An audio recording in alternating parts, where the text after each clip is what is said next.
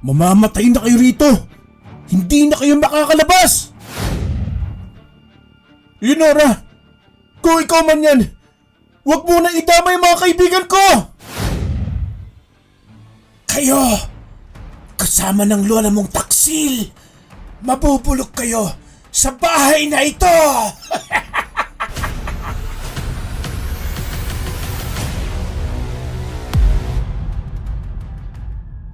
Magandang araw po sa ating lahat.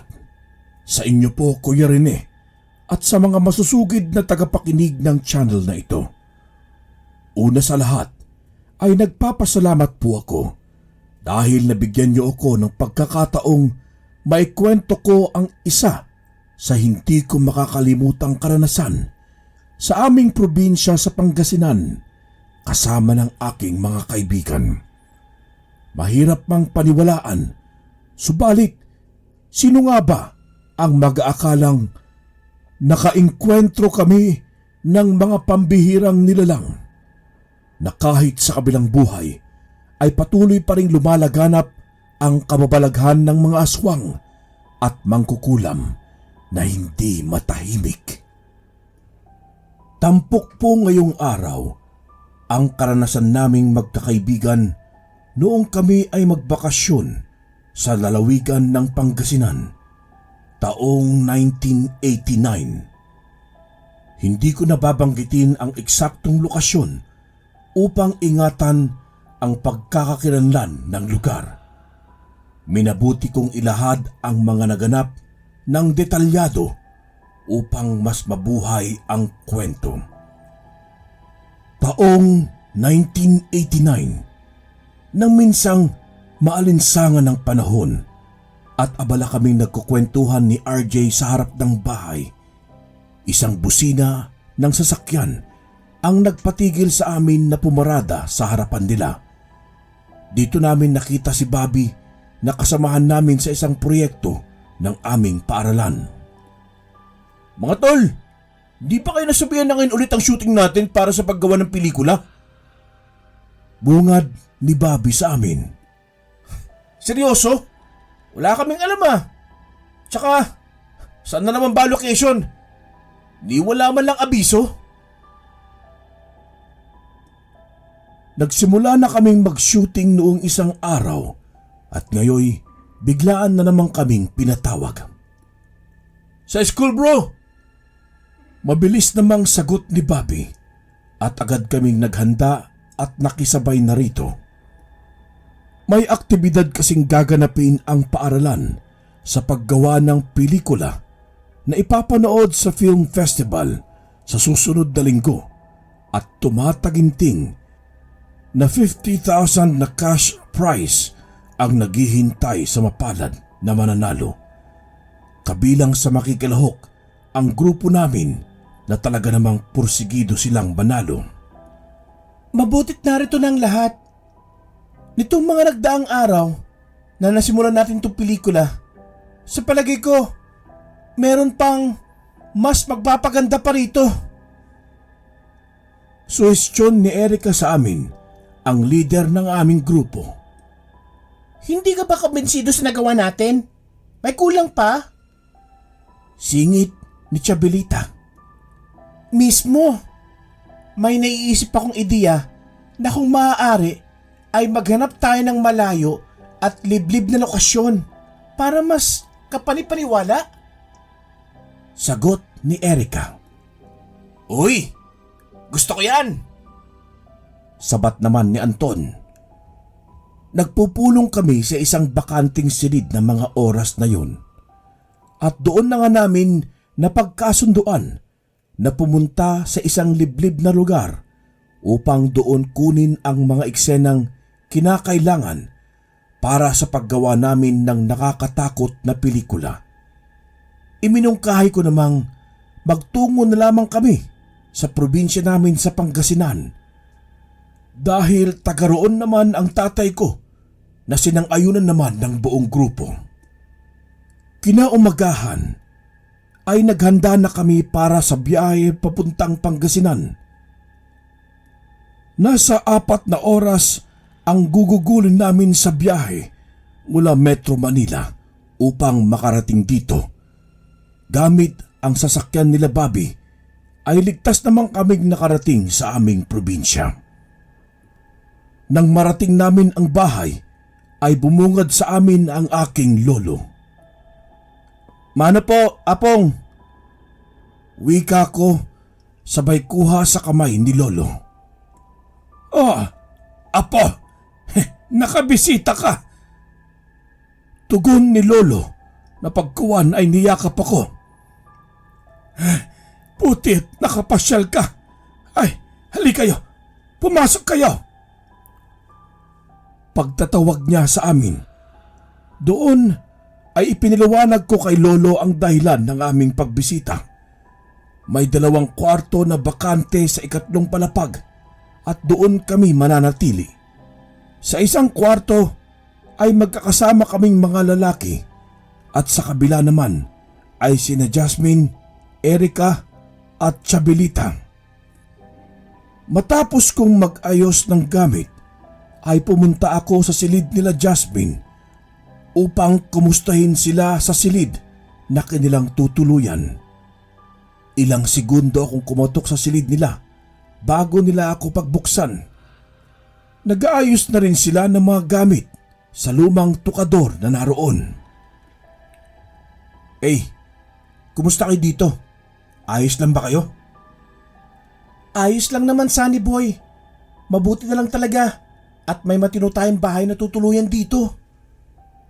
Tugon ni Erica. "Kahit makaluma, ayos na rin.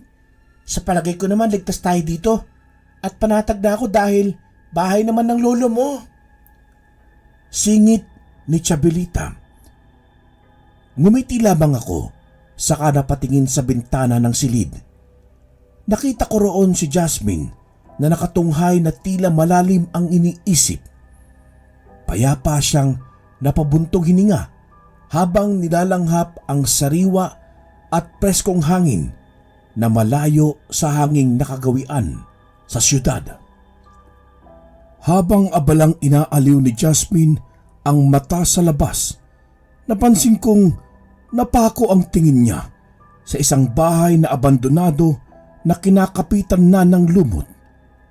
Puting bahay ito at may 4 na palapag. Makaluma rin ang disenyo nito na talaga namang nakakaagaw ng atensyon. Napukaw ko ang atensyon niya nang tawagin ko ang kanyang pangalan. "Jasmine! Ayos ka lang ba?" "Oo naman, boy.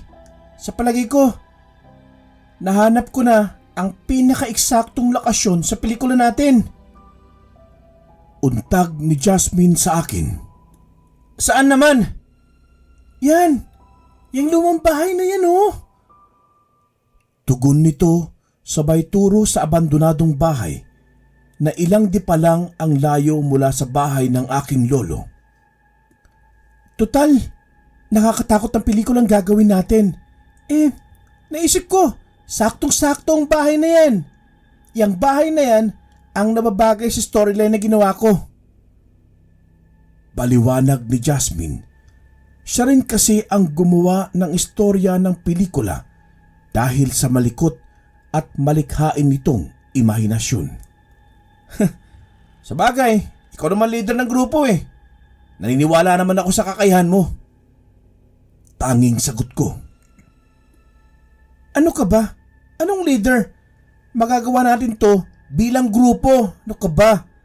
Tsaka hindi ko to makakaya na mag-isa. Naniniwala ako na magiging matagumpay ang pelikulang magagawa natin." Matapos ng pag-uusap namin ni Jasmine, ay bumaba na ako sa sala upang kausapin si lolo. Sa totoo niyan, Kuya Rene, matagal-tagal na rin magmula ng huli kong mabisita si lolo dito sa aming probinsya.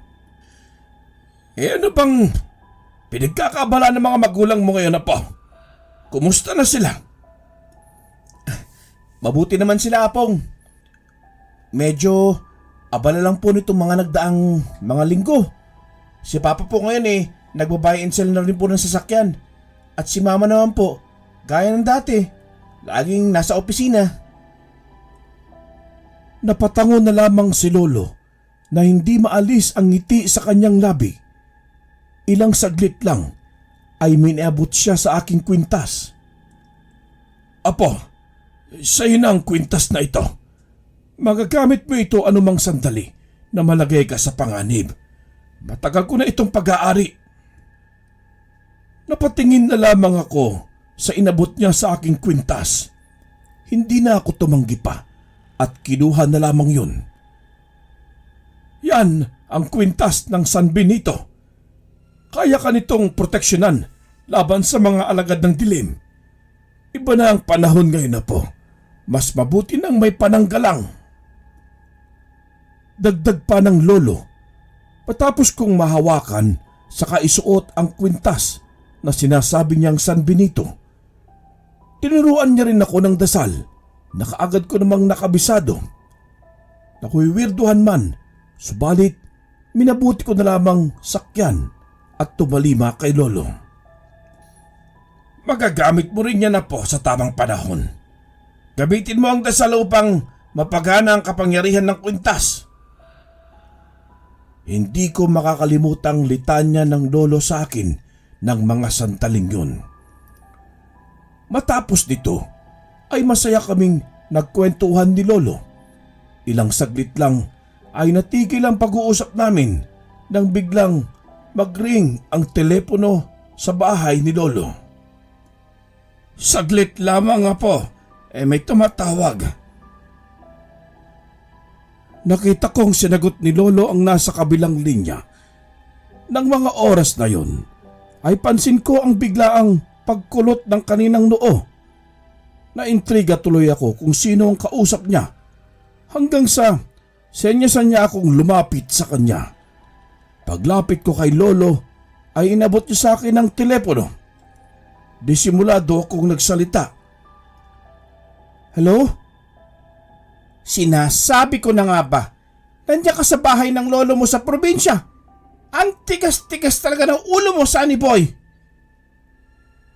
Nagkatinginan kami ni Lolo nang marinig ang sermon sa akin ni Mama sa kabilang linya.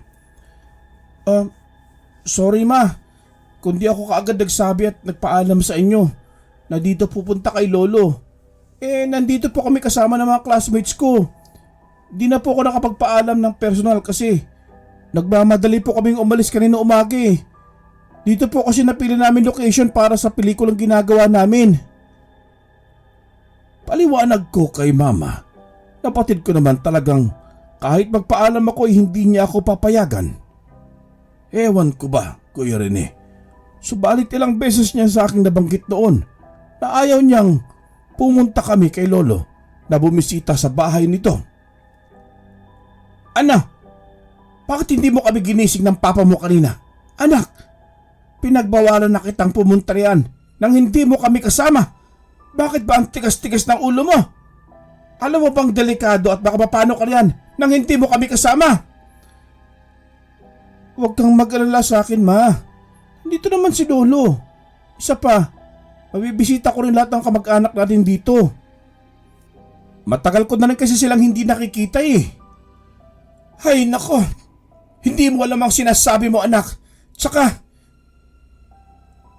hindi na natapos ni Mama ang sasabihin niya nang sumabat kagad ako. Ma, kailangan ko na po ibaba ang telepono. May asakasuhin lang po ako.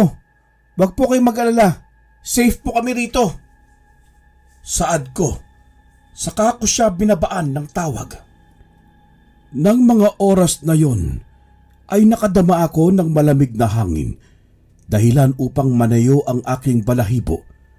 Kakaiba ang pakiramdam, kasabay ng tanong sa isipan kung bakit ganoon na lamang ang nasabi sa akin ni Mama. Tila ba pinagbabawalan niya akong bumisita kay Lolo? Gumiti na lamang sa akin si Lolo, saka niya ako iginiya sa kusina. Doon ay bumungad sa akin ang iba't ibang makakain na talaga namang pinaghandaan.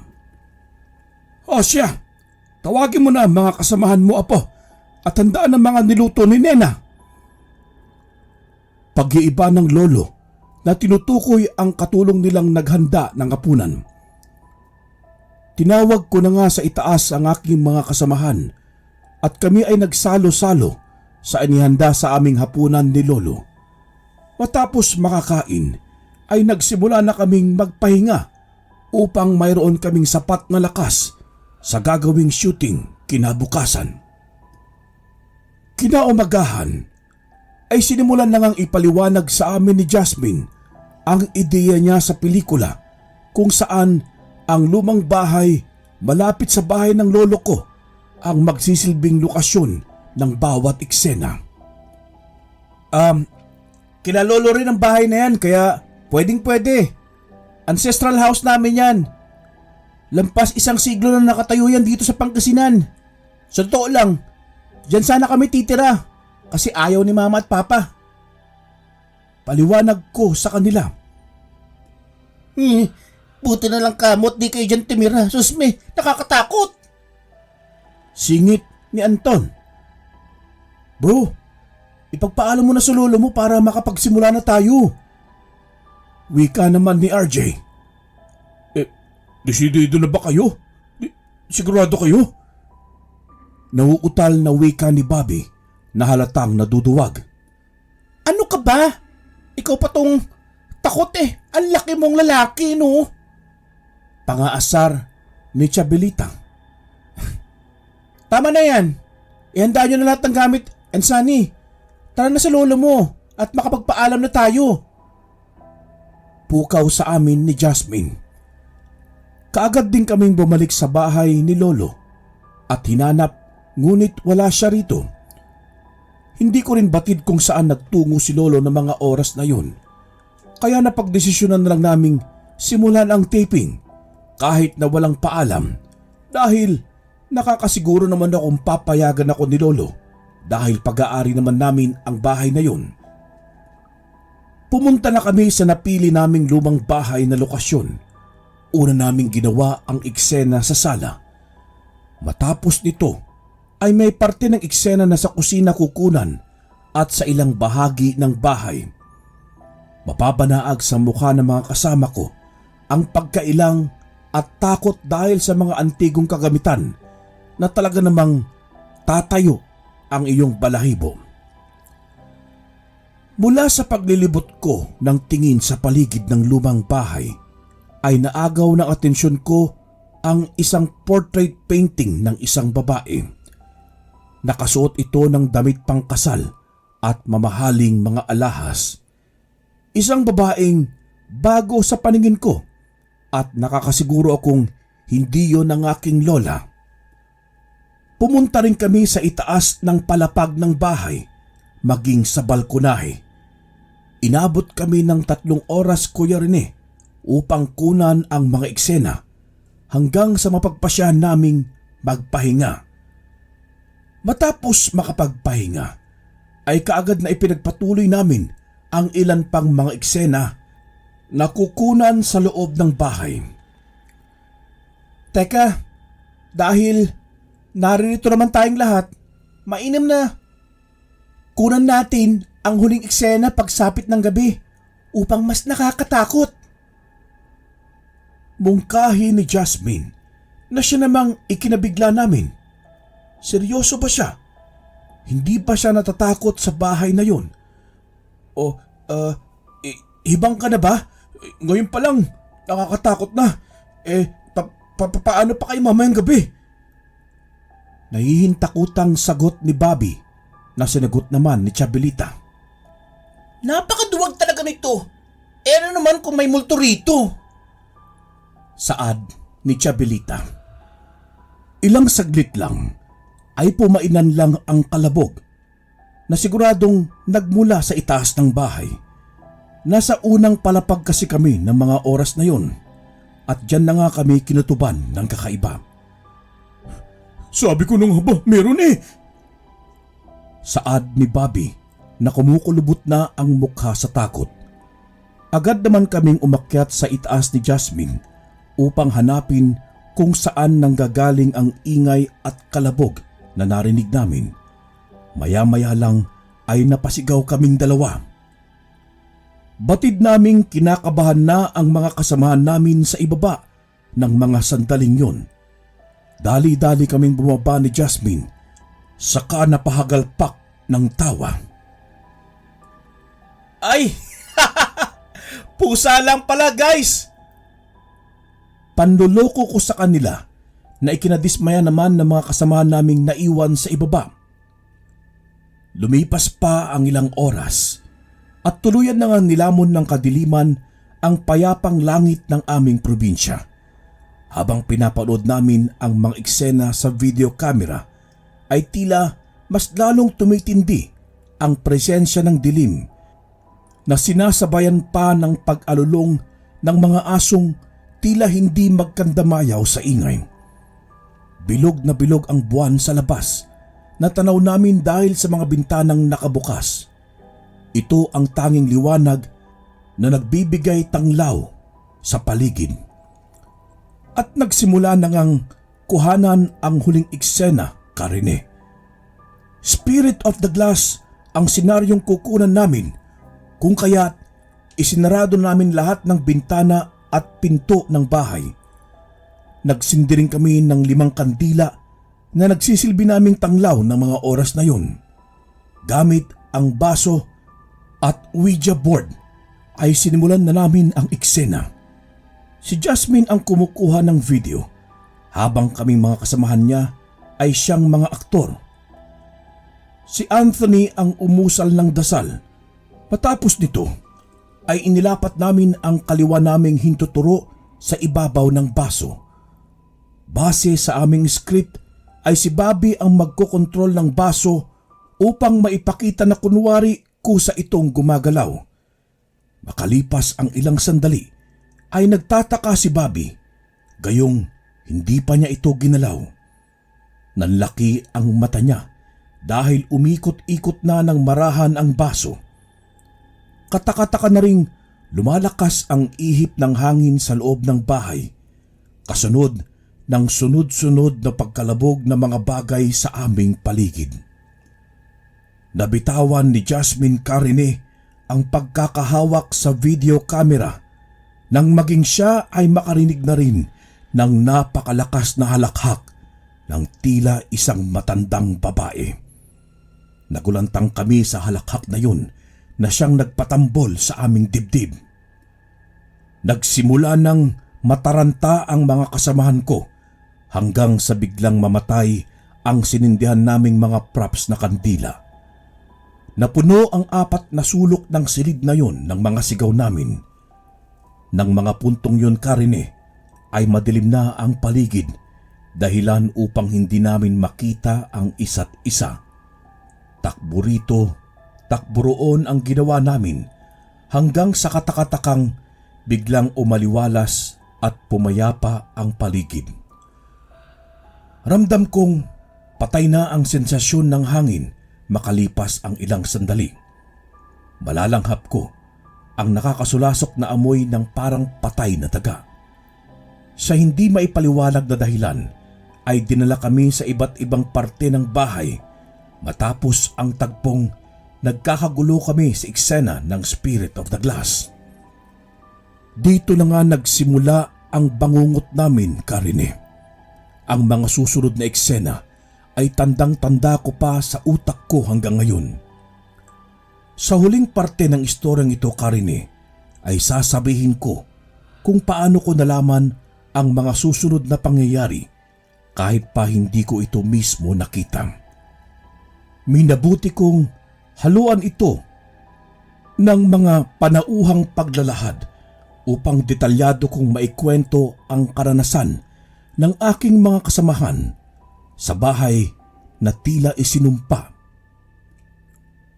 Natagpuan ni Chabelita ang kanyang sarili sa isang silid na naalala kong nasa 3 palapag ng bahay. Nang makarinig ng paglangit-ngit ng pinto, ay kaagad siyang nagtago sa ilalim ng nakita niyang makina sa pananahi. Labis na panginginig dahil sa takot at pagtayo ng mga balahibo kung mailalarawan ang dalaga sa ilalim ng makina. namumuo na rin ang butil-butil niyang pawis sa noo, kasabay ng walang tigil na pagkabog ng dibdib niya. Takang-taka siya kung paano siya ganoon kabilis papadpad sa lugar na yun. Kitang-kita ng dalawang mata niya ang pagpasok ng isang babaeng nakasuot ng mahabang kasuotang pangkasal. Ilang saglit lang karine ay nagimbal siya dahilan upang mapatakip siya ng bibig nang makitang huminto ang babae sa lugar kung saan siya nakatago. Nilamon ng labis na takot si Chabelita. Pigil ang hininga niya, wag lang makalikha ng kung anumang ingay. Hanggang sa tuluyan na siyang sumabog sa takot nang tumambad sa harapan niya ang isang wangis ng matandang babaeng nakabelo, nakulubot ang muka. Kahindik-hindik ang wangis nito. Nagbabaga ang mga mata. Matatalim ang mga ngipin at hindi kaaya-aya ang nakakasulasok na lansa nito. Aswang! Napahiyaw si Chabelita sa kahindik-hindik na nilalang nakaharap niya. Ilang saglit pa ay hinablot ng nilalang ang buhok niya, dahilan upang makaladkad siya nang wala sa oras. Doon na sumambulat ang kabuuan ng katakot-takot na wangis ng nilalang. Mahaba at maiitim ang kuko nito, Kuya Rene. Buwaghag ang buhok at may dalawang sungay sa noo. Walang tigil sa pagsigaw ang ibinulalas ni Chabelita nang sakmalin ng nilalang ang tiyan niya. Ramdam niya ang paglabas ng kanyang lamang loob habang nagpapakasasang lumalapa ang nilalang. Bawat paglapa sa laman niya ay nanunuot ang sakit hanggang sa basagin ng nilalang ang kanyang bungo gamit ang malalakas na kamay nito. Mabilis na nanghina si Chabelita hanggang sa tuluyan na siyang bawian ng buhay. Napabalikwas naman ako ng bangon nang dalhin ako ng liwanag sa balkonahe ng bahay. Kagad akong dumungaw sa labas. Maaliwalas ang paligid, ngunit patay ang sensasyon ng hangin. Takang-taka ako sapagkat hindi ko maaninag ng klaro ang bahay na pinagtutuluyan ni Lolo. Ilang saglit pa ay nag-cruise ang landas namin ni RJ na kapwa walang kaidi-idiya sa kababalaghang nangyayari sa amin. Magkasama naming sinimulang hanapin ang iba pa naming kasamahan. Napagpasyahan naming maghiwalay upang mas maging mabilis ang paghahanap sa iba pa naming mga kasamahan. Umakyat ako sa ikatlong palapag ng bahay, Kuya Rene. Pagbukas ko sa isang silid na tila tambakan ay nanlaki ang mga mata ko. Dito kasi ay nasilayan ko ang isang napakapamilyar na babae na hindi ko maaaring makalimutan. Yun ay walang iba kundi ang aking Lola Teresa. Nakagapos si Lola na hapong-hapo. Nanunuyot na ang itim na itim nitong balat. Agad na bumuhos ang luha ko habang pinagmamasdan ang aking lolang na matagal ko nang pinapangarap na mayakap. Ngunit naisip ko, papaano yun mangyayari gayong matagal na itong patay? Saksi pa ako ng ilibing ang labi ng aking lola. Magkahalong lumbay, galak at pagtataka ang nararamdaman ko, Kuya Rene, habang pinagmamasdan ang kaawa-awa kong lola. Dapat ay nakinig ka sa mama mo, Apo. Hindi na dapat kayo pumarito. Mapapahamak lang kayo. Nangihinang litanya sa akin ni Lola. Walang salitang namutawi sa bibig ko mula sa nasasaksihan. Minabuti kong makinig na lamang kay Lola nang muli itong magsalita. Apo, nakapasok kayo sa mundo ni Lenora. Kayo ang nagbukas ng pinto kung bakit narito kayo ngayon. Matagal na akong hindi pinapatahimik ng babaeng yon. Pero, Apong, Hindi ba't matagal ka ng patay? Oo, Apo. Patay na ang katawang lupa ko. Ngunit narito pa rin ako dahil ikinulong ni Leonora ang aking kaluluwa. Hanggang ngayon ay pinagbabayaran ko ang paglapastangan namin ng lolo mo sa kanya. Ngunit ayaw kong mangyari na pati ikaw ay idamay niya pa. Naguguluhan pa rin ako sa mga isiniwalat ng aking lola. Wala akong ideya kung anong paglapastangan ang ginawa ng aking lolo at lola.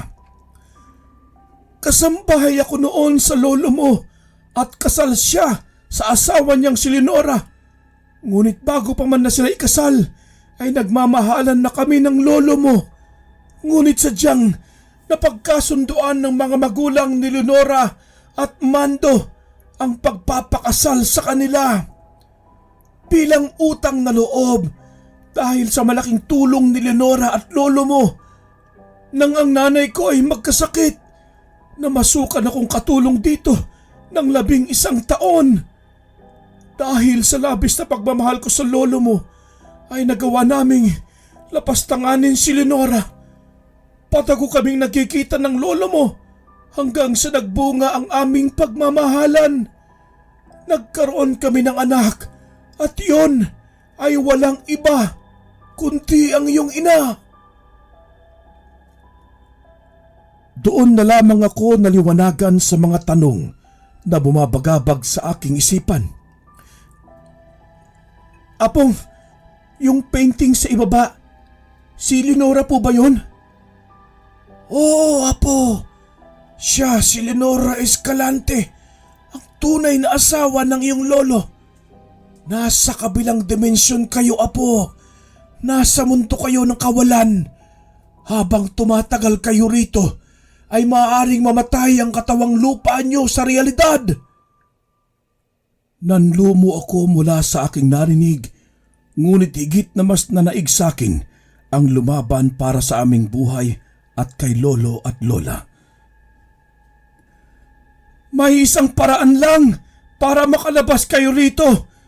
Kailangan niyong makuha ang singsing ni Leonora na siyang susi upang makatawid kayo sa realidad. Kung hindi niyo ito magagawa sa lalong madaling panahon, ay magagaya kayo sa akin na habang buhay nang makukulong sa dimensyong ito. Sa kabilang dako, magkakasamang nagising sa tila panaginip sina Jasmine, Bobby at Anton. Natagpuan nila ang kanilang sarili sa ikalawang palapag ng mansyon. Naroong hawak-hawak ni Jasmine ang video camera. Minabuti niyang kuhanan ng paligid nang biglang mahagip ng video camera ang isang kahindik-hindik na nilalang. Sa muling pagkakataon ay napasigaw sila sa takot. Naghiwa-hiwalay ang tatlo dahil sa pagkataranta. Tumakbong paibaba si Bobby. Si Jasmine ay minabuting magtago sa malaking florera, habang si Anton naman ay dumiretso sa isang pahabang silid. Inilibot ni Anton ang paningin sa kanyang paligid. Napapalibutan ito ng itim na mga kandila at mga kagamitang tila gamit sa pangkukulam. Nanginig ang tuhod niya sa takot, kasabay ng pagtambol ng kanyang dibdib nang maaninag ang paglitaw ng isang nilalang na nakakapangilabot ang wangis. Lumulutang yun sa ere. Hindi na niya nagawang makasigaw ng mabilis nang bigla siya nitong dinaluhan at mahawakan sa liig. Ramdam niya ang higpit ng pagkakasakal nito. Ilang saglit lang ay mabilis na dinukot ng nilalang ang 2 bola ng mata ng binata. Sa kapuwersang ibinuka ang kanyang bunganga hanggang sa ito ay mawakwak. Dinala si Bobby ng kanyang mga paa sa banyo ng ground floor. Naroong walang tigil sa pagkabog ang dibdib niya, kasabay ng malalamig na pawis na lumalabas sa kanyang katawan. Hindi siya lumikha ng kahit na anong ingay, hanggang sa maulinigan niya ang ingay mula sa takong ng kung sino mang naglalakad patungo sa kanyang kinalulugaran. Napamulagat siya nang makita ang babaeng nakasuot pangkasal. Mas nagpasiklab sa kilabot na nararamdaman niya at mas lalong naging mabagsik ang wangis nito. Makikita na biglaan itong nagsaan yung aso. Nagngangalit ang mga bagang nito sa galit na halatang takam na takam sa taong kanyang masisila. Kaagad siyang sinunggaban ng nilalang. Pilitin man niyang manlaban, subalit napakalakas nito. Binutas ng nilalang ang dibdib niya, tiyan at nilamutak ang kanyang ulo. Pati utak nito ay hindi pinalampas ng nilalang. Napayakap ng mahigpit si Jasmine nang makita niya kami ni RJ, Karine. Ipaniliwanag ko sa kanila kung paano kami napadpad at maaaring makaalis sa dimensyong yun. Matapos nito ay sama-sama naming hinanap ang iba pa naming kasamahan na hindi ko sigurado na mga oras na yon kung buhay pa ba o hindi na. Segundo lang ang lumipas nang pagmasdan ni Jasmine ang kanyang mga paa. Napasalampak siya sa lupa, Karine, nang makitang nagbubutas-butas na ito. Maging ako at si RJ ay ganoon din ang sinapit, ngunit sa ibang parte ng katawan. Kailangan na talaga nating makaalis dito. May tapang na wika ko habang inalalayan naming maglakad si Jasmine. Ilang saglit pa ay napahinto kami nang biglang mawala sa wisyo si RJ. Nanlilisik ang mga mata nito kasabay ng matalim na titig sa akin.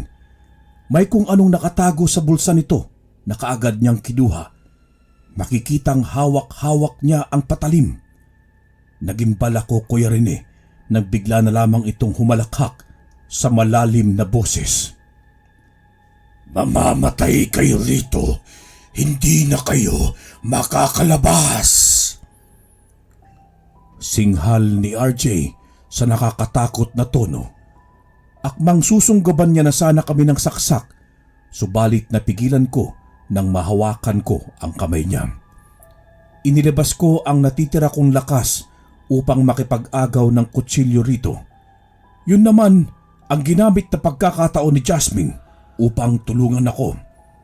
Pinilit niyang maglakad upang kunin ang maliit na vase na nakapatong sa lamesita sa gilid.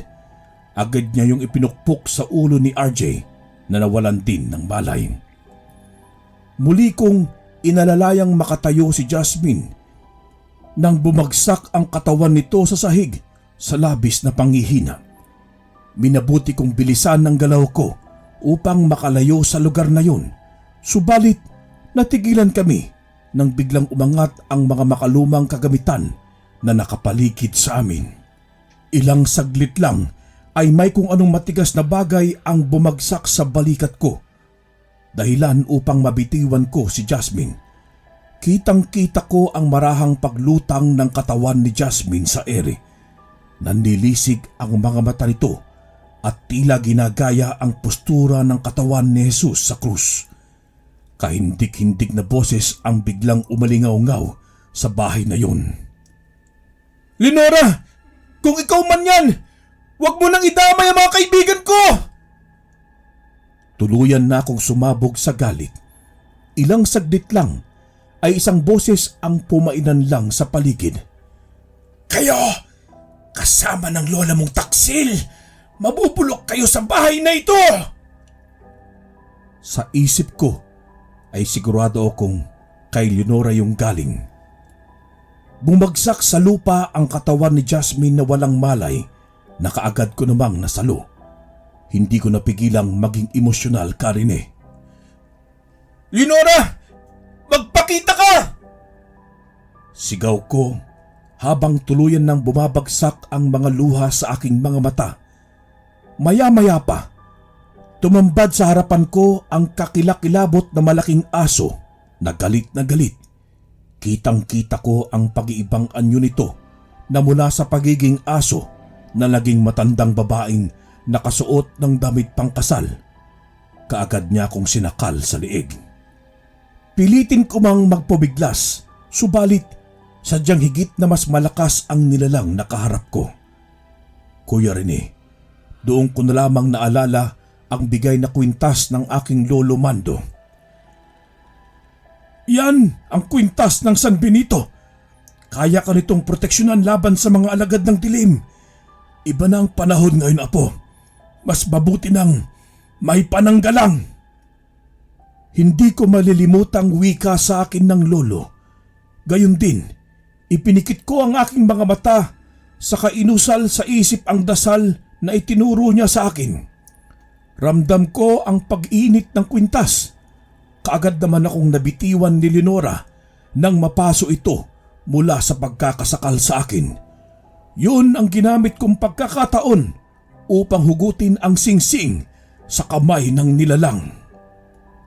Dumagundong sa lahat ng sulok ng mansyon ang malakas na pagdaing ng matanda. Unti-unti itong tinupok ng apoy hanggang sa tuluyan ng maging abo. Pagkaraan ng ilang sandali ay lumitaw sa tagpong yon ang aking Lola Teresa. Wala nang tanikalang nakagapos dito. Bumalik na rin sa normal ang pangangatawan nito. Ngayon ay matatahimik na ako, Apo. Inilahad ni Lola ang kanyang kamay sa akin at naroong hawak-hawak ko ang singsing. Ibinigay ko yun kay Lola. Sa wakas ay napasa akin ng muli ang singsing na ito. Singsing na nilakaw sa akin ni Leonora matapos niya akong kulamin. Maraming salamat, Apo. Mahal na mahal ko kayo. Paalam. Bumuhos ang mga luha ko, Karine, nang yapusin ako sa huling pagkakataon ng aking Lola Teresa. Umaliwalas ang paligid at nagising ako mula sa tila mahabang panaginip. Ibinalik ako sa tagpong nasa harap kami ng Spirit of the Glass. Takang-taka ako kung bakit tila walang maalala ang mga kasamahan ko at kung paano sila nakaligtas nang parang wala man lang nangyari. Para akong nakaidlip ng ilang sandali. Dahil sa labis na pag-alala at pangungulila sa mga kaibigan, ay kaagad kong niyakap ang mga ito. May problema ba, bro? Sita sa akin ni RJ na nawiwirduhan sa akin. Gumanti na lamang ako ng ngiti sa aking mga kaibigan. Kanina lang hawak-hawak mo yung kwintas mo ah. May kung anong lingwahe ka pang binabanggit habang nakapikit. Nagdadasal ka ba sa demonyo? Biro sa akin ni Anthony dahilan upang mapatawa ang aking mga kasamahan. Wala. Bigla ko lang kayong na-miss. Matamis na wika ko sa kanila. Makalipas ang isang linggong preparasyon ng grupo Karine, ay matagumpay naming natapos ang pelikula. Minabuti naming gamitin ang mga iminungkahi kong eksena. Ang mga kaganapan sa aking panaginip ang siyang naging takbo ng istorya ng aming pelikula. Kami ang itinanghal na kampyon, Karine, dahil sa mahusay na pagganap ng mga aktor at makatotohanang mga eksena at lokasyon.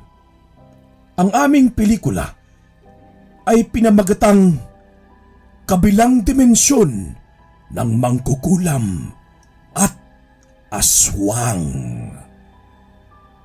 Wakas.